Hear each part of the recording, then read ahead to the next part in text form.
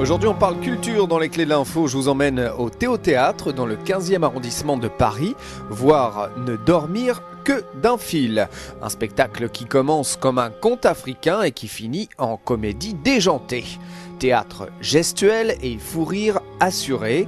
J'ai rencontré les deux comédiennes, Irène Say et Xavier Lecoq, et leur ai demandé de me raconter le début de l'histoire. Je vous préviens tout de suite, l'interview est un petit peu comme la pièce.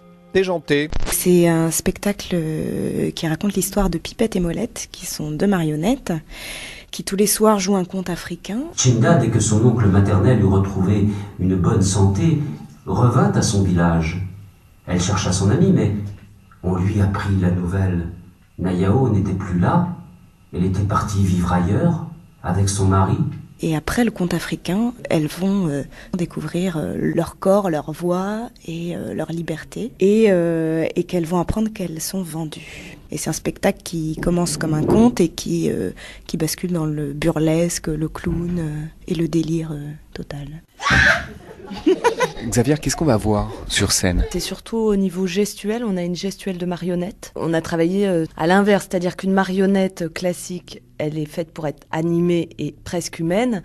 Et nous, on a fait des humains qui ont une gestuelle de marionnette. Eh bien, on voit deux personnages qui réagissent sans réfléchir, en fonction de l'instant, qui se disputent, qui sortent des objets, qui font des acrobaties, qui font du mime, qui se portent. Qui s'aiment, qui s'engueulent, qui rigolent, qui pleurent, parce qu'il leur arrive un gros problème quand même. Donc, dorment dans des positions plus ou moins acrobatiques et plus ou moins idiotes. Moi je dormais, et puis d'un coup on frappe chez moi, j'ouvre les yeux. Une visite, je descends les escaliers, et puis la télé, et puis tu fais stop. Et ben moi j'étais en train de dormir. C'est deux personnages très attachants. Tout à fait. Ouais, on a envie de les sauver. Ouais. Et bon, elles sont un peu naïves. Voilà, naïves. Elles connaissent pas le dehors en fait, elles connaissent pas la vie dehors. Pipette connaît que Molette et Molette connaît que Pipette. Qui a eu l'idée de ce spectacle ? Je crois que c'est moi qui ai eu toutes les bonnes idées et Xavier toutes les mauvaises, si on résume le travail. Moi j'ai eu les idées de départ.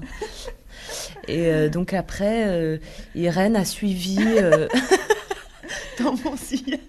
Non, c'est pas vrai. On a eu toutes les deux, on a eu des idées ensemble, quoi. Et donc du coup, maintenant, on sait plus qui a eu les idées. On essaye de se rappeler. Il y en a quelques-unes, on se souvient. Ah, ça c'est moi, ça c'est moi.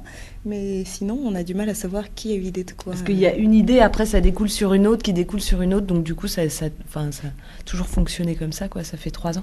Je voudrais juste dire que la mise en scène du conte, donc de la première partie, c'est Mariella Maki qui l'a faite. Nous, on s'est pas occupé de la mise en scène.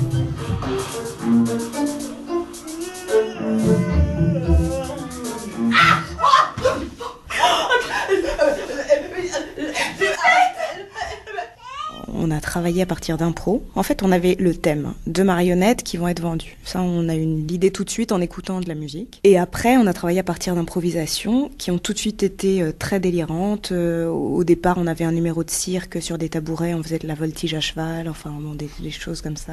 Pour la deuxième partie, on l'a construite comme ça. Et la première partie, on a fait des recherches pour trouver un conte avec deux personnages féminins qui soient les héroïnes. Et on a trouvé un conte traditionnel d'Afrique de l'Ouest qu'on a adapté, et qu'on a réécrit pour certains passages, etc. Comment réagissent les juniors ? Plutôt bien. Non, mais en fait, ça dépend de la tranche d'âge. Par contre, les plus grands, comme ils comprennent plus l'histoire, du coup, ils sont super avec nous quand il faut être avec nous, quand, par exemple, on s'engueule, ça, ils adorent. Ils prennent position, Pipette, Molette. Et quand c'est un moment un peu émouvant ou quoi, ils sont vraiment dans l'histoire. Donc, du coup, il y a vraiment un rapport de cohérence pour eux. Et du coup, ça, c'est super. Les 5-11 ans, c'est génial. Voilà, ils sont à fond avec nous, donc ça c'est chouette, quoi.